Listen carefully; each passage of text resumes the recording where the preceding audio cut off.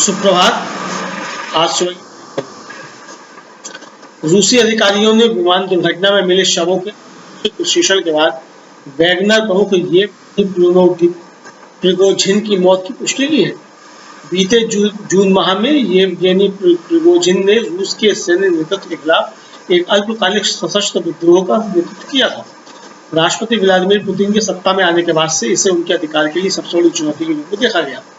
जांच समिति ने कहा सभी 10 पीड़ितों की पहचान स्थापित कर ली गई है और उड़ान की यात्री सूची में शामिल लोगों से उनका मिलान कर लिया गया है। प्रिगोजिन का निजी जेट बीते बुधवार को मॉस्को के उत्तर पश्चिम में गिरा, जिससे उसमें सवार सभी लोग मारे गए। क्रेमलिन ने दुर्घटना के लिए खुद को जिम्मेदार होने की अटकलों का खंडन किया है। ओमान के सलालाह में कल भारत ने महिला एशियाई हॉकी 5S विश्व कप क्वालीफायर में थाईलैंड को 5-4 से हराया। भारत के लिए नवजोत कौर, मोनिका दीपी टोप्पो, महिमा चौधरी, अजमीना कुजूरू ने गोल किए। थाईलैंड के लिए पिरेसराम अनुंगनाट, ओंजई नथाकर्ण और सुवापतु पोंथो ने गोल किए। भारत के लिए मोनिका डिपी टोप्पो ने 2 गोल किए, जबकि थाईलैंड ओंजई नथाकर्ण ने 2 गोल किए। BWF विश्व चैंपियनशिप 2023 में बैडमिंटन में कांस्य पदक जीतने के लिए प्रधानमंत्री नरेंद्र मोदी ने HS प्रणय को बधाई दी है। मीडिया पोस्ट में श्री मोदी ने कहा उनका कौशल और कड़ी मेहनत पूरे टूर्नामेंट में चमकती रही। प्रधानमंत्री ने कहा प्रणय सभी बैडमिंटन प्रेमियों के लिए सच्ची प्रेरणा है। कांग्रेस नेता राहुल गांधी ने ऊटी में मोडीज चॉकलेट के अपने दौरे पर एक वीडियो सोशल मीडिया पर साझा कर कहा कि यह भारत के MSME की महान क्षमता और औद्योगिक केंद्र बनाने व एकल GST दर को लागू करने का एक उल्लेखनीय प्रमाण है। हमें MSME की सुरक्षा के लिए खड़े होना चाहिए, जो भारत के विकास इंजन को चलाने की सामर्थ्य रखते हैं। भारतीय अंतरिक्ष अनुसंधान संगठन इसरो के अध्यक्ष एस सोमनाथ ने कहा है कि विज्ञान और विश्वास 2 अलग-अलग चीजें हैं, दोनों को मिलाने की कोई जरूरत नहीं है। स्थानीय प्रशासन द्वारा अनुमति नहीं दिए जाने के बाद भी राजमहल में जलाभिषेक की यात्रा फिर से शुरू करने की हिंदुत्ववादी समूहों के मद्देनजर पूरे नूह में सुरक्षा व्यवस्था बढ़ा दी गई है। दिल्ली ट्रैफिक राष्ट्रीय राजधानी में आगामी G20 शिखर पहले रविवार को फुल ड्रेस कारपेट रिहर्सल का आयोजन किया। सीरिया के उत्तर पश्चिमी प्रांत इदलिब में एक विद्रोही हमले में 11 सीरियाई सैन्यकर्मी मारे गए और 20 अन्य घायल हुए।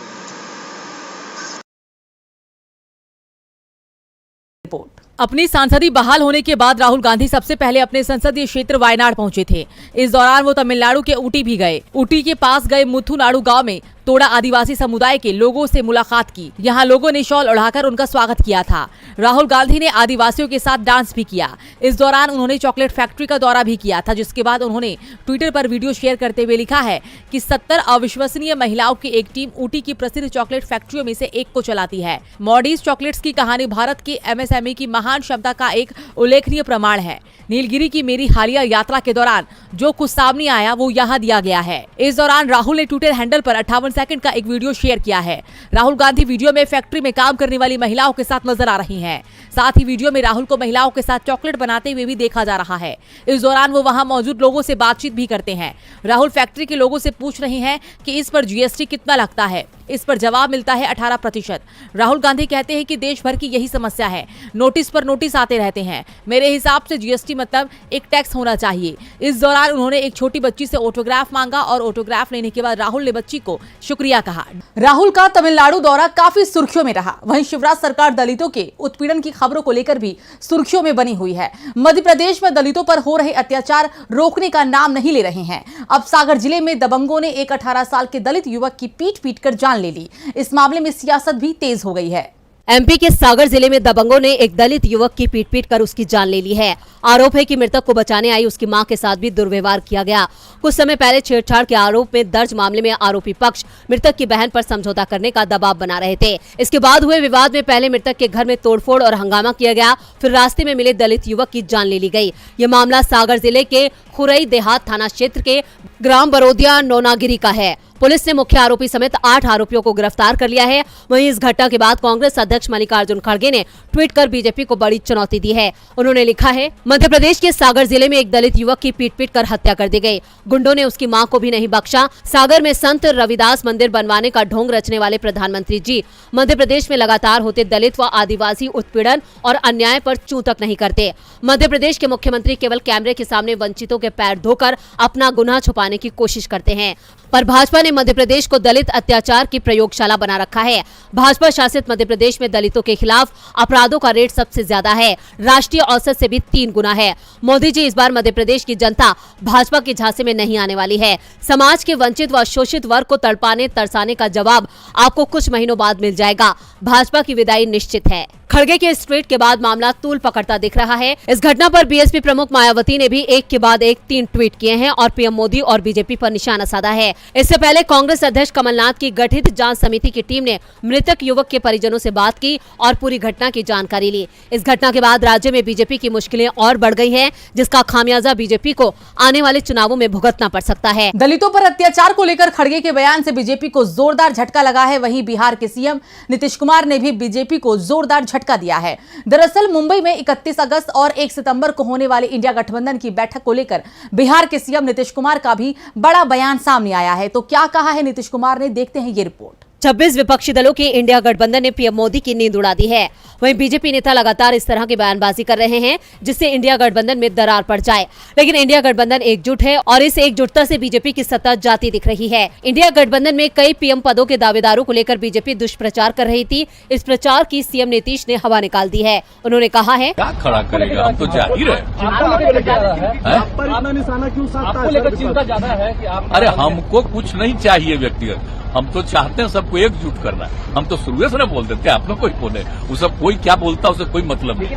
अब जा ही रहे हैं, उस दिन और भी इसको कई जगह का फाइनलाइज कुछ और पार्टियां भी ज्वाइन कर रही हैं, तो सब मिल करके कौन कौन कहां लड़ेगा, ये सब बात भी हम चाह रहे हैं कि जल्दी तय कर। आप लोग आपको टारगेट करता है भाजपा का लोग, क्या? लेकिन लोग बोल रहे हैं कि आपसे बिहार संभल नहीं रहा है। सब तो कोई मतलब है जी, उस पर कोई ध्यान देने की जरूरत नहीं है। वो सब जानता है ना कि वो इधर उधर था, इतने लोगों को एकजुट कर रहे हैं तो उनको नुकसान होने वाला, इसलिए हम पर बोलता होगा, हम तो ध्यान भी नहीं देते, उसका कोई हम स्टेटमेंट नहीं देखने जाते हैं। अब नीतीश ने साफ कर दिया कि उन्हें कोई पद नहीं चाहिए, बल्कि उनका मकसद विपक्ष को एकजुट करना था। आपको बता दें कि राजस्थान के सीएम अशोक गहलोत ने कांग्रेस की तरफ से राहुल गांधी को पीएम पद का चेहरा बताया है, जिससे बीजेपी नेताओं ने इंडिया गठबंधन में दरार करार दिया था। लेकिन अब नीतीश के बयान के बाद बीजेपी को जोरदार झटका लगा है। आपको बता दें कि मुंबई में 31 अगस्त और 1 सितंबर को होने वाली बैठक का एजेंडा भी तय हो चुका है। दावा किया जा रहा है कि इस बार गठबंधन का लोगो भी जारी किया जाएगा। ये 3 रंगों का होगा। मीटिंग में कॉमन मिनिमम प्रोग्राम का ड्राफ्ट तैयार किया जा सकता है, जिसके तहत गठबंधन का कामकाज तय किया जाएगा। सीएम नीतीश के इस बयान से बीजेपी की बोलती बंद हो गई है। तो वैसे एमपी में भी कमलनाथ ने आज बीजेपी सरकार की बोलती बंद करने का काम किया है। मध्य प्रदेश विधानसभा चुनाव को लेकर वादों और दावों की सियासत तेज है। कमलनाथ ने बीजेपी को चित करने के लिए जनता को 11 गारंटी दी है। तो क्या है कांग्रेस की गारंटी जिससे सीएम शिवराज दिख रहे हैं परेशान, देखते हैं ये रिपोर्ट। मध्य प्रदेश में कांग्रेस ने विधानसभा चुनाव से पहले अपनी 5 गारंटी को 11 वचन में बदल दिया है और इसके साथ ही कांग्रेस ने अब नया नारा दिया है, कमलनाथ के साथ 11 वचनों की सौगात। साथ ही बीजेपी सरकार पर हमला करते हुए कमलनाथ ने कहा कि शिवराज सरकार जनता को राहत देने नहीं बल्कि अपनी डूबती नैया को बचाने रोज मुखौटे बदल रही है। कांग्रेस ने होने वाले विधानसभा चुनाव में बाजी पलटने के लिए अब 27% ओबीसी आरक्षण के साथ जाति जनगणना की गारंटी भी दी है। मध्य प्रदेश में नवंबर दिसंबर में विधानसभा चुनाव हो सकते हैं। निर्वाचन आयोग चुनाव की घोषणा 10 अक्टूबर के आसपास कर सकता है। मुख्य प्रतिद्वंदी बीजेपी और कांग्रेस चुनावी समर की अंतिम लड़ाई के लिए कमर कस चुके हैं। आइए सबसे पहले आपको ग्राफिक्स के जरिए मतदाताओं को लुभाने के लिए कांग्रेस की 11 गारंटी के बारे में बताते हैं। ये है कांग्रेस की गारंटी। महिलाओं को 1500 रुपए महीने, 500 रुपए में गैस सिलेंडर, 100 यूनिट बिजली का बिल माफ, 200 यूनिट का बिल हाफ, किसानों का कर्ज होगा माफ, 12 घंटे सिंचाई के लिए बिजली, 5 हॉर्स पावर सिंचाई की बिजली फ्री, किसानों के बिजली बिल माफ, किसानों के मुकदमे वापस होंगे, पुरानी पेंशन योजना लागू होगी, जातिगत जनगणना कराएंगे, ओबीसी को 27% आरक्षण। तो वहीं प्रदेश के पूर्व सीएम कमलनाथ ने ट्वीट कर लिखा कि कांग्रेस अपने 11 वचनों के साथ मध्य प्रदेश में हर घर में खुशहाली लाने के संकल्प के साथ आपके बीच है। मध्य प्रदेश की जनता को सुनिश्चित करना है कि वोटों की बोली लगाने वाली सौदागर सरकार के नापाक मंसूबे कामयाब ना हो। अब सच्चाई की राजनीति को ही समर्थन और आशीर्वाद मिले। दरअसल कांग्रेस ने अपने चुनावी अभियान की शुरुआत में 5 गारंटी दी थी। इसी साल 12 जून को महाकौशल के सबसे बड़े शहर जबलपुर में एक पब्लिक मीटिंग में कांग्रेस की जनरल सेक्रेटरी प्रियंका गांधी वाड्रा ने 5 गारंटी की घोषणा की थी, लेकिन अब ये 5 गारंटी 11 वचन में तब्दील हो गए हैं। बीजेपी की परेशानी मध्य प्रदेश में ही नहीं महाराष्ट्र में भी बढ़ती हुई दिखाई दे रही है। कभी उसकी सहयोगी रही शिवसेना यूबीटी ने मोदी सरकार पर जमकर निशाना साधा है। शिवसेना यूबीटी सांसद और सामना के कार्यकारी संपादक संजय राउत ने अपने साप्ताहिक कॉलम रोकटोक में बीजेपी को निशाने पर ले लिया, साथ ही ईडी की कार्रवाई को भी लेकर सवाल उठाए। देखते हैं पूरी खबर। शिवसेना यूबीटी के मुखपत्र सामना में एक बार फिर बीजेपी पर हमला बोला गया है। राउत ने सामना में लिखा है कि आज देश चलाने वाली सभी एजेंसियों पर एक गुट का कब्जा है।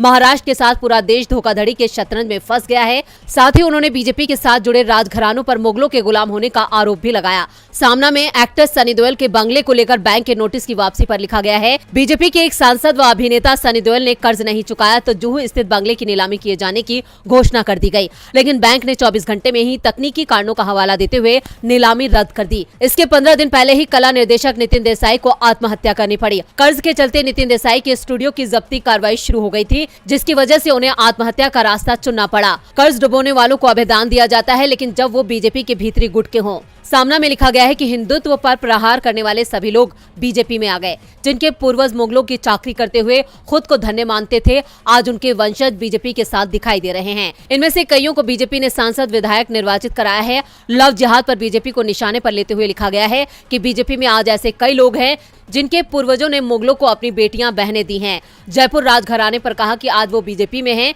एक बार उन्हीं लोगों ने ताजमहल पर दावा ठोका था। सबसे पहले दिव्या कुमारी के घराने ने ही राजस्थान में मुगलों की गुलामी स्वीकार की थी। देश चलाने वाली सभी एजेंसियों पर एक गुट का कब्जा है। सुप्रीम कोर्ट दबाव में है। प्रधान न्यायाधीश चंद्रचूड़ देश बचाने की लड़ाई में अकेले हैं। लोगों के मन में प्रचंड असंतोष है। ईवीएम और चुनाव आयोग पर भी लोगों का विश्वास नहीं रहा। बीजेपी के लोग इस शेखी में घूम रहे हैं कि चांद पर भारत का यान उतरना प्रधानमंत्री मोदी की वजह से ही संभव हुआ है। महाराष्ट्र में विपक्ष सरकार के सामने झुकने को तैयार नहीं है, लेकिन बीजेपी की हरियाणा सरकार जरूर हिंदू संगठनों के सामने झुक गई है। दरअसल हरियाणा में नूह में एक बार फिर हिंदू संगठनों के शोभा यात्रा निकालने की चेतावनी पर बीजेपी घुटनों पर दिखाई दे रही है। कांग्रेस ने हिंदू संगठनों की चेतावनी को लेकर बीजेपी पर आपसी सांठगांठ का आरोप लगाते हुए कई सवाल खड़े किए हैं। तो क्या कहा है कांग्रेस ने, देखते हैं ये रिपोर्ट। कांग्रेस के मुख्य प्रवक्ता पवन खेड़ा ने वीएसपी की शोभा यात्रा निकालने की चेतावनी को लेकर कहा कि पीएम मोदी को जवाब देना चाहिए। वो बड़े मजबूत माने जाते हैं, उनकी मर्जी के बिना पत्ता भी नहीं हिलता। तो इन्हीं के अपने एक संगठन विश्व हिंदू परिषद में इतनी हिम्मत कहां से आ गई कि सरकार की अनुमति न देने के बावजूद भी ये अपनी शोभा यात्रा निकालेंगे। तो मतलब इसका यह है कि प्रधानमंत्री की मौन सहमति स्वीकृति विश्व हिंदू परिषद के पास है, नहीं तो इतनी हिम्मत आ नहीं सकती किसी संगठन में। विश्व हिंदू परिषद के शोभा यात्रा निकालने के ऐलान के बाद नूह से सटे गुरुग्राम में सुरक्षा के कड़े इंतजाम करने का दावा किया जा रहा है। गुरुग्राम डीसीपी साउथ सिद्धांत जैन ने बताया कि गुरुग्राम में 16 जगहों पर नाकेबंदी की गई है। 28 अगस्त को नूह में हिंदू संगठन सरकार से इजाजत नहीं मिलने के बाद भी यात्रा निकालने पर अड़े हुए हैं, जिसके बाद जिला प्रशासन अलर्ट पर है। इसके अलावा शोभा यात्रा के दोबारा निकालने की खबर के बाद नूह शहर में एक बार फिर से सन्नाटा दिखाई दे रहा है। सुरक्षा बल पूरी मुस्तैदी के साथ इलाके में डटे हैं। जगह जगह पर वाहनों को चेक किया जा रहा है। कुल मिलाकर हर स्थिति पर शासन प्रशासन की नजर है। इसके अलावा ड्रोन से भी पूरे हालात पर नजर रखी जा रही है। स्कूल कॉलेज बंद कर दिए गए हैं। इंटरनेट सेवाएं भी बंद कर दी गई हैं। साथ ही जिले में धारा 144 लागू कर दी गई है। कहीं न कहीं हिंदू संगठनों की चेतावनी के बाद इलाके में फिर से लोगों में हिंसा का डर देखा जा रहा है, क्योंकि पिछली बार नूह में जिस तरह से सांप्रदायिक टकराव हुआ था उसमें कई लोगों की जान चली गई थी। इधर किसान नेता राकेश टिकैत ने भी हिंदू संगठनों को चेतावनी दी है कि अगर यात्रा निकाली तो उनका सामना ट्रैक्टरों पर सवार किसानों से होगा।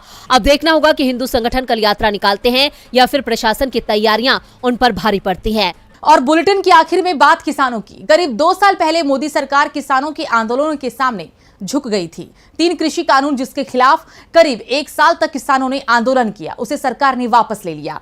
इस दौरान सरकार ने किसानों से कई वादे किए थे, लेकिन इसमें से अधिकांश पूरे नहीं किए गए, खासतौर पर एमएसपी को लेकर। और अब इसे लेकर किसान एक बार फिर आंदोलन की तैयारी में है। आखिरकार किसान आंदोलन खत्म हो गया। किसान नवंबर 2021 को अपने घर वापस चले गए। दिल्ली बॉर्डर पर किसानों ने 378 दिन तक डेरा डाला।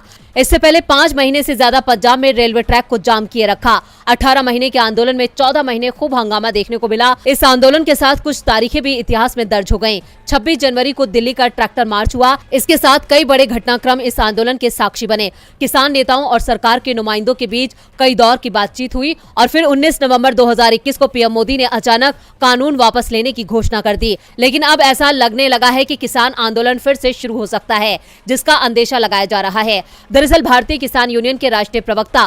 भारतीय किसान यूनियन के राष्ट्रीय प्रवक्ता राकेश टिकैत रविवार को टोहाना में पक्का मोर्चा स्थल पर पहुंचे। पंजाब जाते वक्त कुछ देर वो यहां ठहरे और किसानों से बातचीत की। इस दौरान बीजेपी पर निशाना साधते हुए टिकैत ने कहा कि सरकार ने अभी तक एमएसपी को लागू नहीं किया है तो देश में फिर एक बड़ा आंदोलन होगा। भाजपा हर काम में मोदी का नाम ले रही है। चंद्रयान लैंडिंग पर भी मोदी का गुणगान किया गया, इसलिए वो अब एमएसपी कानून में भी मोदी का नाम जोड़कर मोदी एमएसपी कानून को लागू करने की मांग करते हैं।